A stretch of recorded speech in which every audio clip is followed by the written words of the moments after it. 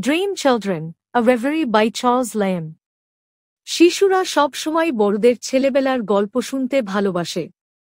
তাদের কল্পনার পাখা মেলে উড়ে চলে সেই মানুষগুলোর কাছে যাদের তারা কখনো চোখে দেখেনি, যেমন কাকা কিংবা বৃদ্ধ ঠাকুমা। এক সন্ধ্যায় আমার দুই শিশু অ্যালিস ও জন আমাকে ঘিরে ধরল। তারা জানতে চাইল তাদের বড় মা শ্রীমতী ফিল্ডের কথা। নরফোকের এক বিশাল প্রাসাদে থাকতেন শ্রীমতী ফিল্ড, যা আমার বাবার বাড়ির চেয়ে অনেক বড়, অনেক গুণ বিষয়কর। তখনকার দিনে অনেকেই বিশ্বাস করতেন চিলড্রেন ইন দ্য উড ব্যালাডের করুণ ঘটনাটি এই অঞ্চলে ঘটেছিল। ওই প্রাসাদের হলঘরের কাঠের চিমনিতে একসময় সেই গল্পের চিত্রশৈলী খোদাই করা ছিল। মার্বেলের নতুন সাজসজ্জা আসার আগে পর্যন্ত রবিন রেডব্রেস্ট সহ সব গল্প যেন সেই কাঠেই প্রাণ পেয়েছিল। এখন আধুনিক ছবিতে সেই জাদু আর নেই। অ্যালিস মায়ের মতো কোমল চোখে তাকাল, তার অনুভূতির প্রকাশ ছিল গভীর। আমি বলতে লাগলাম তার বড় মা ফিল্ড কতটা ধার্মিক, মহিয়সী ও শ্রদ্ধেয় ছিলেন। যদিও তিনি ওই প্রাসাদের প্রকৃত মালিক ছিলেন না, কেবল রক্ষণাবেক্ষণের দায়িত্বে ছিলেন, তবুও তিনি এমনভাবে বাস করতেন যেন সেটাই তাঁর নিজস্ব গৃহ। প্রকৃত মালিক পাশের অঞ্চলে এক বিলাসবহুল নতুন প্রাসাদ কিনেছিলেন। পুরনো ঐতিহ্যের সব অলংকার, সাজসজ্জা একে একে স্থানান্তরিত হল নতুন গৃহে, আর পুরাতন প্রাসাদটি হয়ে উঠল এক নির্জন, ভুতুড়ে স্মৃতি। জন তখন হেসে বলে উঠল, এটা নিছকই বোকামি। আমি তখন বলি যে শ্রীমতী ফিল্ডের মৃত্যুতে আশেপাশের গ্রামের গরিব মানুষ থেকে শুরু করে শহরের সম্ভ্রান্তরাও যোগ দিয়েছিলেন তাঁর অন্তিম যাত্রায়।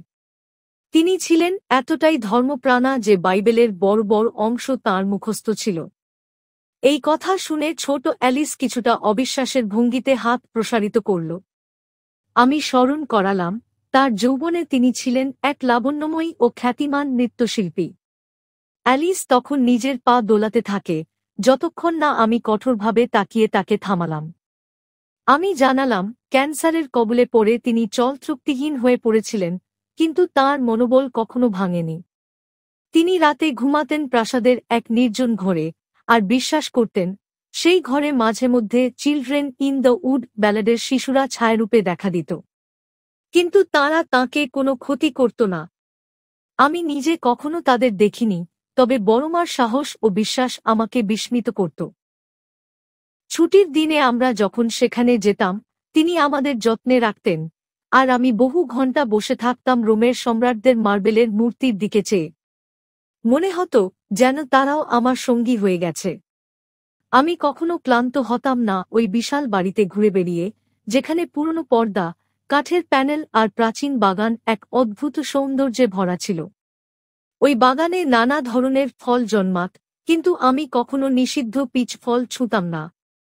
বরং আমি আরও বেশি ভালোবাসতাম ইউগাছ আর ফার গাছের ছায়ায় ঘুরে বেড়াতে। মাঝে মাঝে লেবু গাছের নিচে শুয়ে পড়তাম, যেন লেবুদের উষ্ণতার অংশ হয়ে গেছি। আর ছিল পুকুরের টাটকা মাছ, সেই আনন্দ পিচ ফল বা লেবুর চেয়েও বেশি ছিল আমার কাছে।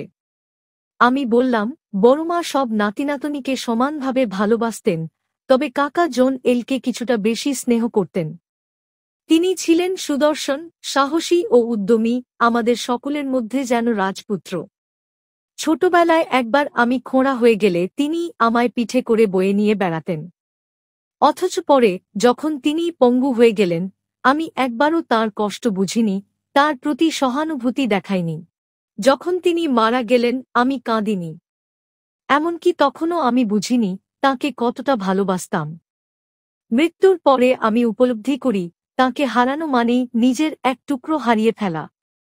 শিশুরা তখন কেঁদে উঠল, অনুনয় করল আমি যেন কাকার যন্ত্রণার কথা না বলি, বরং তাদের মায়ের গল্প বলি। আমি বললাম আমি কিভাবে 7 বছর ধরে ভালোবেসেছিলাম সুন্দরী অ্যালিস ডব্লিউএনকে, তাদের মা। আমি বোঝাতে চাইলাম একজন অবিবাহিত নারীর লজ্জা, সংকোচ ও নিষেধ কিভাবে প্রেমের প্রকাশকে কঠিন করে তোলে। ছোট অ্যালিসের চোখের দৃষ্টিতে এমন কিছু ছিল যা আমাকে দ্বিধায় ফেলে দিল। আমি ভাবলাম সত্যিই তো, কারা আমার সামনে বসে আছে? তারা কি আমার সন্তান, নাকি কেবল কল্পনা? তখনই চারপাশের দৃশ্য মুছে যেতে লাগল, শিশুরা আবছা হয়ে মিলিয়ে গেল কোথায় যান। দূর থেকে ভেসে এল দুটি বিষণ্ণ প্রতিমার কণ্ঠ, আমরা অ্যালিসের সন্তান নই, তোমারও সন্তান নই। আমরা শিশু নই, আমাদের কোনো অস্তিত্ব নেই। আমরা স্বপ্ন। এই কথায় আমার ঘুম ভেঙে গেল। আমি ফিরে এলাম সেই একা পরিচিত আরাম কেদারায়। পাশে পড়ে আছে বই। জন বা জেমস, ইলিয়া, কেউ নেই, কেউ কোনোদিন ছিল না।